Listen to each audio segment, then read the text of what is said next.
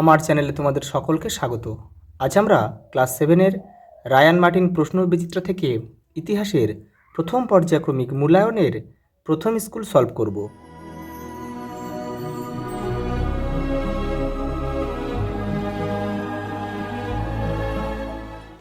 প্রথম প্রশ্ন দেখো, ঠিক উত্তরটি বেছে নিয়ে লেখো। শুয়া মানে অপশান বি আমাদের উত্তর, রাজ্য। শশাঙ্ক ছিল দুর্গার উপাসক, গণেশের উপাসক, মনসার উপাসক, শিবের উপাসক। ডি আমাদের উত্তর, শিবের উপাসক। পরেরটা দেখো, সেন বংশের শাসক ছিলেন বল্লাল সেন। অপশান সি আমাদের উত্তর। হজরত মোহাম্মদ জন্মগ্রহণ করেন 570 খ্রিস্টাব্দে। অপশান বি আমাদের উত্তর। বিটপাল ছিলেন একজন প্রসিদ্ধ শিল্পী। Option D. পরেরটা দেখো, সন্ধ্যাকার নন্দী লিখেছিলেন রামচরিত কাব্য। পরেরটা দেখো, শূন্যস্থান বলছে কোন অঞ্চল বলতে বঙ্গের দক্ষিণ সীমানাবর্তী বঙ্গোপসাগরের উপকূলকে চিহ্নিত করা হতো। এটা উত্তর হবে বঙ্গাল।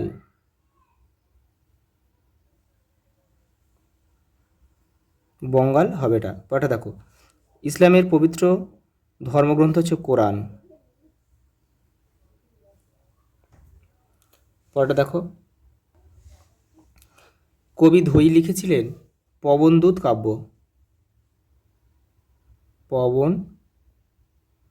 পবনদূত কাব্য।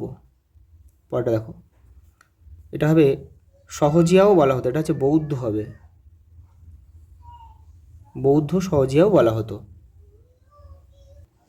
পরেরটা দেখো, পুণ্ড্রবর্ধন কি, দেখো তোমাদের বইয়ের 8 নম্বর পেজে উত্তরটা রয়েছে। দেখো এই দেখো, যে পুণ্ড্রবর্ধন ছিল প্রাচীন বাংলার অঞ্চলগুলির মধ্যে বৃহত্তম। এই অঞ্চল পশ্চিমবঙ্গ এবং বাংলাদেশের দিনাজপুর, বগুড়া, রাজশাহী এবং পাবনা জুড়ে ছিল। একসময় শ্রীহট্ট, বর্তমানে সিলেট, এর ভিতরে ছিল। গুপ্ত যুগে পুণ্ড্রবর্ধন ছিল একটি ভুক্তি বা শাসন এলাকা। পরের প্রশ্ন দেখো, চর্যাপদ কি, দেখো তোমাদের বইয়ের 31 পেজে রয়েছে। এই যে এখান থেকে কিন্তু তোমাদের একটা পুরোটা কিন্তু লিখতে হবে। যে চর্যাপদ হলো খ্রিস্টীয় 8ম থেকে দ্বাদশ শতকে লেখা বৌদ্ধ সিদ্ধাচার্যদের কবিতা ও গানের সংকলন। চর্যাপদে যে ভাষা রয়েছে তা হলো আদি বাংলার ভাষার নিদর্শন। আচার্য হরপ্রসাদ শাস্ত্রী নেপাল থেকে এই চর্যাপদের পুঁথি উদ্ধার করেন। এই পর্যন্ত লিখতে হবে তোমাদের। পরের প্রশ্ন দেখো, খলিফা কাকে বলে, তোমাদের বইয়ের 20 নম্বর পেজে রয়েছে খলিফা।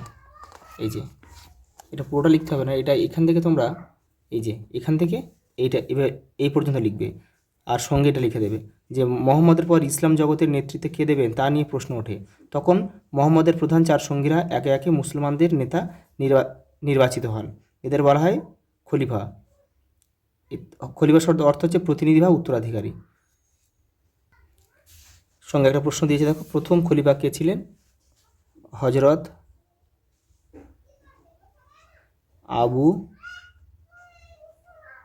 বকর। পরের প্রশ্ন দেখো, পরের প্রশ্ন রয়েছে 4 দাগে, দেখো রয়েছে প্রথমে রয়েছে গৌড়। টিকা লিখতে হবে, গৌড় সমাজ লিখতে হবে। তোমাদের বইয়ের 10 নম্বর পেজে উত্তরটা রয়েছে। দেখো তোমাদের বইয়ের 10 নম্বর পেজে রয়েছে উত্তরটা। এই যে এখান থেকে তোমাদের লিখতে হবে যে গৌড়, এখান থেকে কিন্তু এটা পুরোটা লিখতে হবে যেহেতু মান 3-এ রয়েছে। পরের প্রশ্ন দেখো, চক্রপাণি দত্ত সম্বন্ধে যা জানা লেখো। দেখো 30 নম্বর পেজে দেখো রয়েছে উত্তরটা। দেখো চক্রপাণি দত্ত এই যে রয়েছে এখানে, এটা তোমরা পুরোটা কিন্তু লিখবে। পরেরটা দেখো, টিকা লেখো ইউরোপের সামন্ততন্ত্র। দেখো 26 নম্বর পেজে রয়েছে তোমাদের বইয়ের। এই যে যেহেতু মান 3-এ রয়েছে এটা কিন্তু পুরোটা তোমাদের লিখতে হবে।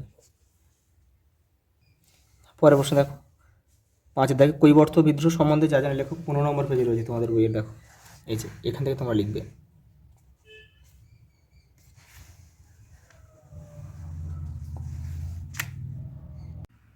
পরের প্রশ্ন দেখো, দক্ষিণ ভারতের চোল শক্তির স্বরূপ ব্যাখ্যা করো। দেখো 27 নম্বর পেজে রয়েছে তোমাদের বইয়ের। এই যে এখান থেকে তোমাদের করতে হবে, এখান থেকে করে পড়ে একটু তোমরা ছোট করে লিখবে। লাস্ট প্রশ্ন দেখো, নালন্দা মহাবিহারের পরিচয় দাও। 32 পেজে রয়েছে তোমাদের বইয়ের। এই যে এখান থেকে তোমরা লিখবে। এখানে অনেকটাই আছে, তোমরা পড়ে একটু নিজেদের মতো ছোট করে লিখবে। আজ এই পর্যন্ত, দেখা হবে পরের ভিডিওতে।